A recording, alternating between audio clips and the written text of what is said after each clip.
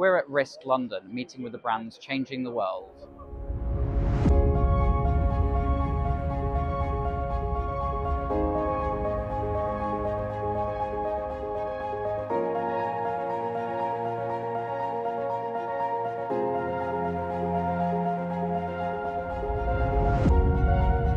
I'll start with what we're doing. Our mission is to make risk prevention as easy as spell checking.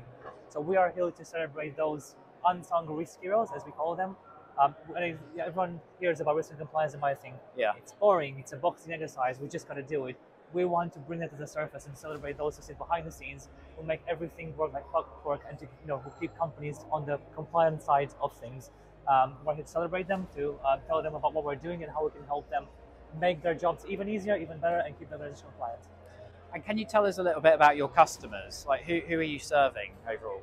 Yes, so we ultimately are industry agnostic, but we focus on very highly regulated industries. So financial services, pharmaceuticals, legal professional services, energy, and so on, actually FTSE companies. Yeah.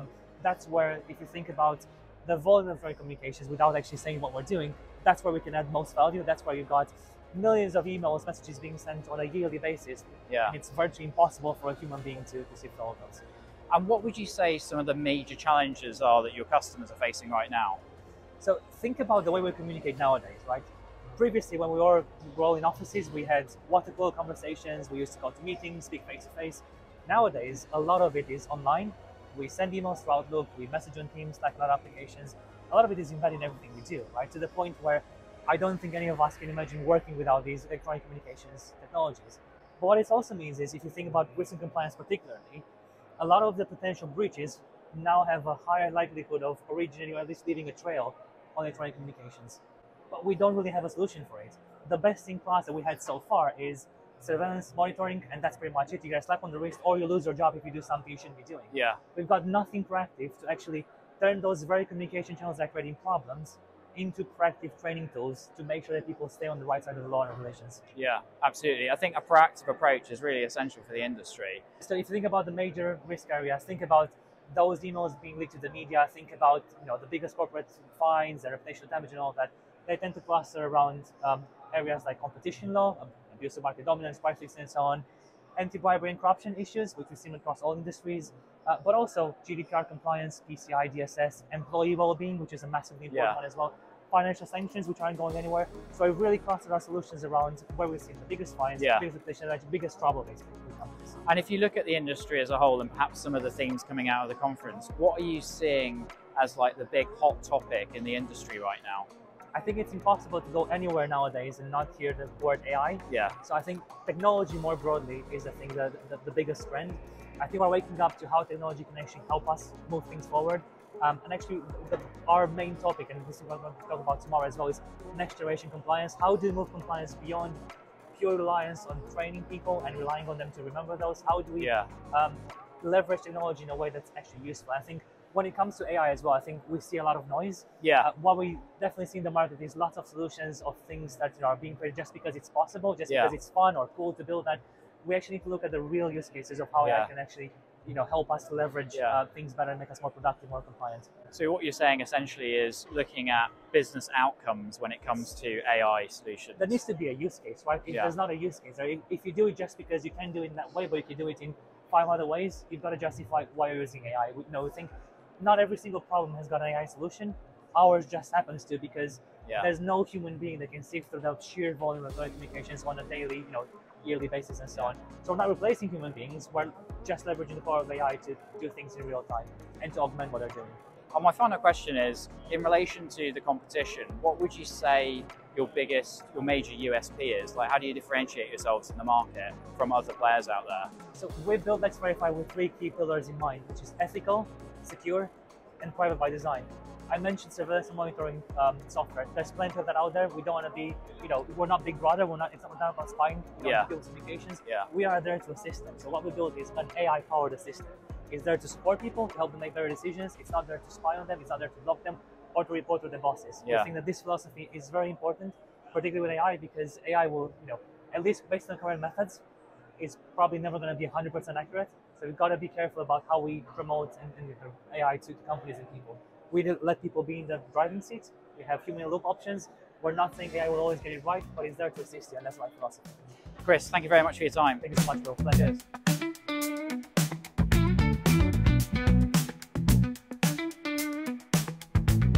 It's great to see you at the conference at Risk London. Can you start perhaps by telling us why you decided to exhibit this year? Yeah, absolutely. It's great to be here. Great to get this experience. You know, we came across from the US, so a bit of a different market, different look for us. But really, we wanted to see sort of how the risk outlook and how companies are approaching managing risk from the European perspective. We have a lot of clients in the States that are investing here in Europe that we assist, but we wanted to get that sort of European perspective. And I feel that we've definitely gotten that so far. And can you tell us a bit more about your customers and what some of the challenges are that they're facing? Yeah, so we focus primarily on due diligence leading up to significant investments. Think mergers and acquisitions, private equity. If you're going into new markets, we take a deep dive into the individuals and the companies involved. And with today's risk climate, it's even more important because it's not always easy to tell who you're doing business with. And the criminal actors, the bad actors, they're becoming more and more sophisticated with their tactics. So we're able to unpack that risk and really solve it before it actually starts. Like, what would you say makes you stand out from the rest of the market in terms of the offering? In terms of standing out, I think one of the differentiators is the fact that we take a hands-on approach with our clients. And so we look at it as though we have a seat at the table next to whoever the client is. And we can help facilitate the deal, the negotiation, the legal analysis, whatever that is. But in terms of where it can really be beneficial, I think it's with the strategic planning. Because an investment can look good today, but with the way that geopolitical risk situations are changing, it can be completely different in 2 years. And so having the foresight to understand where it could go is really important. You touched on geopolitical risks there. I think there's so many things happening around the world right now that's going to impact on risk. I mean, where do you start with something like that? Exactly, where do you start? I think if I was to say what are the key two things to watch is, one is elections. US election is creating some drama for everybody, but half of the world is going to the polls this year, so that's going to have a significant impact on relations around the world. The other one that comes up a lot in the US is supply chain and the impact that global conflict is having indirectly on supply chains, which, that hits the economy, interest rates, all of the rest. Yeah, absolutely. And in terms of your footprint, could you tell us a little bit about your operations side of the business? So you're based in the US, and do you have like a footprint globally? We do. So we've got a long track record of operating in the US, over 30 years. We're based out of Silicon Valley, so we have a lot of tech sort of startup atmosphere clients. We work with family offices, but our niche is really looking at overseas new market investment and really unpacking the risk situation. And one final question, which is, if you look at the conference today and perhaps the industry as a whole, what would you say one or more major trends are coming out from the industry?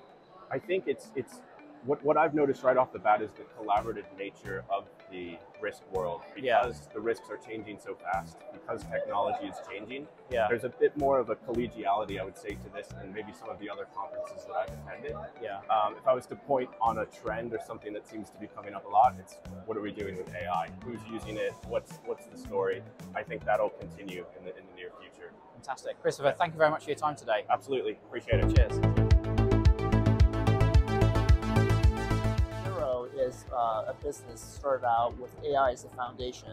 Basically, we're a technology-oriented company that uses AI to help compliance professionals with their day-to-day jobs. And the ultimate goal of Trustero is for us to build a more trustworthy SaaS ecosystem by leveraging AI and automation. This is our first time here at Risk, and then we're actually recently have expanded across the US and into Europe. And Risk is one of the few conferences that we know about that have a large following of compliance professionals, strictly our ICPs, and from companies which are relatively large in an area where compliance and around regulatory trends, industry trends requirements are extremely important to them. And the basically largest companies are ICPs, and that's quite a bit of the compliance, which is a natural fit for our product and our services. And if we look at your customers, what would you say the major challenges are that keep popping up, time and time again, that you're helping your customers with? Compliance is becoming a harder and harder problem for businesses. And right now, a lot of businesses, even though compliance is important, it's hard to basically justify investing a lot of human capital into compliance. And so with a more and more difficult environment, even with also risk of AI coming on board, that is causing business to rethink how they want to invest in the space. And we see quite a bit as AI, is one of these great things that can help reduce the amount of complexity, reduce the amount of manual work that needs to take place, reduce the amount of analysis work that needs to take place with existing compliance teams. So therefore, it helps them be able to accomplish more with fewer staff. I think it can be agreed that AI really is a big focus this year, and if not, in the years to come. What's your position? What's your perspective on AI, and where do you fit within that? The next generation of AI is going to be much more targeted toward various verticals. So GRC is one of the verticals obviously we're tackling. And then for these things are around tasks around analysis of the risk ecosystem around it for your business. So part of that is, right now it's very difficult to conduct an audit across the enterprise. And it takes a lot of manual power. It's a student body left for a lot of the company for a period of time to basically conduct the audit. Well, I think the next generation evolution of AI is that it will be able to help with these point tasks. So not just ask questions, but rather you can have AI conduct an audit for you by basically ingesting the necessary information and then tell you that where your gaps are in terms of control assurance, where your gaps are in terms of policy implementation, and where your gaps are in terms of framework satisfaction. If we look into next year, what would you say the major predictions are for the year ahead? Well, I think the models will continue to get smarter. The foundational models will get smarter, and I think that you'll see definitely next year, we're already starting this, you'll see more vertically focused AI that basically solve real day-to-day problems where without you having to think too much about what to input into ChatGPT as an example, without you having to think too much about setting up your AI infrastructure to make sure that everything is secure, it just kind of works for you. I think that that's the sort of evolution that we'll see happen very, very fast, probably in the mushroom sense, starting like late this year, earlier next year. Bill, thank you very much for your time today. Thank you.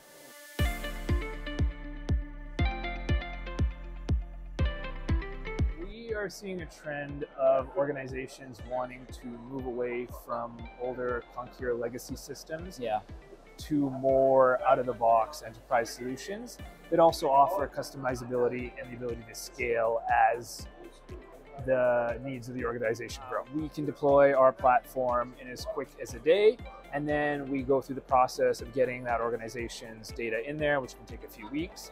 And then once the customer understands the platform, is familiar with it, we can then move into additional customization and configuration while they're already getting value out of that solution basically day one, rather than it taking 6 months to a couple years to build out this bespoke legacy system. There are a lot of solutions out there that do a lot of different things, but adoption of these solutions is low. If the end user needs to log into a system that they barely interact with and relearn it every time, it's going to become shelfware pretty quickly. Whereas with Standard Fusion, even the users that may interact with the system, once a year to provide an update for a risk, they're interacting with a system that's quite simple and intuitive, so there's no need to relearn anything. They go straight from a notification in their email inbox into a system where they just have to plug in data in some boxes, and that's it. And that flows back to the power user who is familiar with the system and then can manipulate that data as needed. So at IdeaGen, we have been on the market for many, many years.